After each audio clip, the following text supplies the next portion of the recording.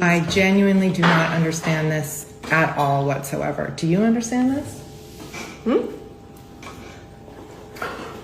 Debunked.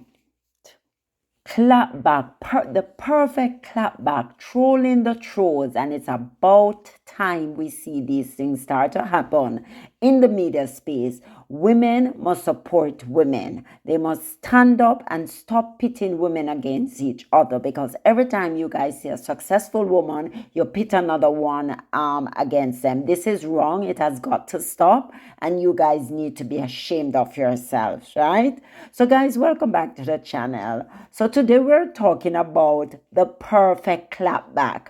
How Meghan Sussex and Gwyneth Paltrow just shut down yet another media manufactured feud. It's a so-called breakfast war that never actually existed. But that didn't stop the British press from running wild with the rumors. And it's not just the British press, because what they keep doing, the British press, is taking from these ridiculous online trolls and acting as if it is news. So they're taking their news from online trolls, like, you have trolls like Angela Levine, you have Meghan's Mole, you have certain trolls that is who is making the British news. This is a shame. Go back to journalism school, guys, because you guys are lacking. You are lacking in whatever you're doing. There's no way. You don't do any investigative journalism. You don't come up with anything. You actually create the news. You don't report the news, as Meghan always say. You create the news, and that has got to stop. How can your major news come in from online trolls? How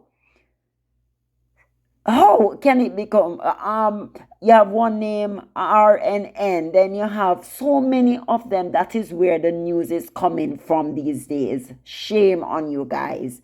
So on March 25th, 2025, Gwyneth Paltrow put an end to the fake feud with one simple Instagram video. In the short clip, she casually turned the camera to show Meghan Sussex sitting beside her, both of them completely unbothered. The video was light-hearted, but the impact was serious. It didn't just silence the gossip, it exposed how easily the press turns social media hate into so-called news. This is what I'm saying. How can you turn social media hate into news? Is that news? Gossiping is news? That's what we're going to now? I genuinely, this is what Gwyneth says. I genuinely do not understand this at all whatsoever. So she was saying, I genuinely don't understand what is going on, because someone posed a question and she turned to someone and said, do you understand? And of course, it was Meghan that she was speaking to, sitting right at her table. Two of them, obviously, because the last time she told Vanity Fair that she don't know Meghan well, but she'd love to go over and introduce herself and bring them a pie. And of course, classic Meghan, with her very classic clapback, is eating a pie. And like Meghan is like confused, like what are they talking about? So Meghan is like, no. And so that is how you have to clap back at them. You have to do it in real time. You can't run after everything. That's for certain. But something that is so mundane, something that is so harmless, with Gwyneth being in our kitchen, people are saying she has done this before, but they try to create a feud around every single thing that is Meghan related.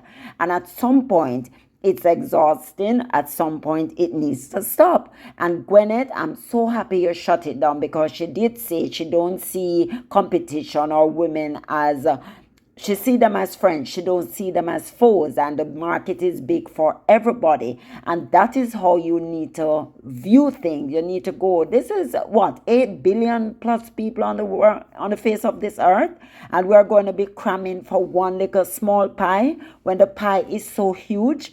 Everybody can achieve what they want to do. You just have to put in the work, and you have to do the work, right?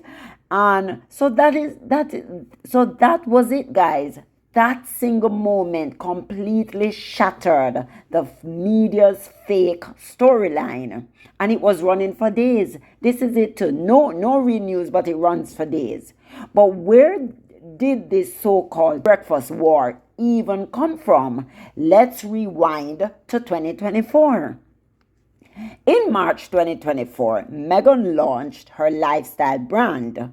Almost immediately, the UK tabloid Express ran a headline accusing her of copying Gwyneth's Goop brand down to the lemons. That's right, the outrage. Meghan had the audacity to post a picture with citrus. The nerve. Then, in early 2025, Gwyneth Paltrow posted a short video making breakfast. It was casual, laid back, pajamas, no makeup, and store-bought biscuits. But what really sent the trolls into a frenzy? The background music, Natalie Cole's This Will Be an Everlasting Love, which had also been used in Meghan's brand's promotion, when she promoted her show with Love Meghan. So the trolls put two and two together in their mischievous minds and saying, oh, Gwyneth is trolling Meghan. When in fact, nothing of the sort, because Gwyneth has done these videos on many occasions because, of course, she has group kitchens, so obviously she does these things from time to time. That was all it took. Social media exploded with claims that Gwyneth was mocking Meghan. Enter the Daily Mail, always ready to fuel the fire. They ran a front page story titled, Why Gwyneth Launched an All-Out Breakfast War on Neighbor Meghan. And just like that, a non-existent feud became news. This is a textbook example of how the press manufactures drama. No one asks Gwyneth or Meghan for clarity. No facts were checked. Instead, random social media posts turned into front page headlines. Shows like Lorraine even dedicated full segments to it, speculating about bacon, blue shirts, and coffee mugs, because apparently that's all the evidence you need to create a scandal. It wasn't journalism, it was gossip masquerading as news, and it was all based on a complete lie. That brings us back to March 25. Gwyneth decided to end the nonsense once and for all. With one simple video, she debunked the entire thing, and the reactions priceless. So we have some comments on X. Francis says, Gwyneth keeps a straight face, but Meghan cracks up laughing in the middle of eating. Someone please check under the Rangers who suddenly became Gwyneth's fans. Justine said, this is how you troll the trolls. Saeed said, the UK media and US Murdoch media deserves to be slapped time and time again. Meghan and Gwyneth deserve a handshake. Clap, they deserve our applause. Eunice said, sending my condolences to all bought media outlets who manufacture lies with Meghan Sussex's name for a paycheck. You all need to stick with the less than smart celebs who fall for hate baits. Cheers, love it, and thank you, ladies. So they're thanking Meghan and Gwyneth, and I love to see this. The best part, Meghan and Gwyneth weren't angry. They weren't defensive. They just let the truth speak for itself. And now the media is left with nothing but the crumbs of a fake story. They're left with eggs on their faces. So guys, what do you think? When is this going to stop? But guess what? More and more people who come out and debunk it or write new articles. I mean, Feminaga is a beautiful site to be on because they come out with the most interesting take on what is going on. And I love them. I love that. I love that side big time. So is this just another example of the press using Meghan's name for clicks? We know Meghan is a billion-dollar industry, so that's why they do it. Let's talk about it in the comments, guys. And as always, don't forget to like, share, and subscribe for more updates on media narratives and the truth behind the headlines. So, guys, thank you. Bye.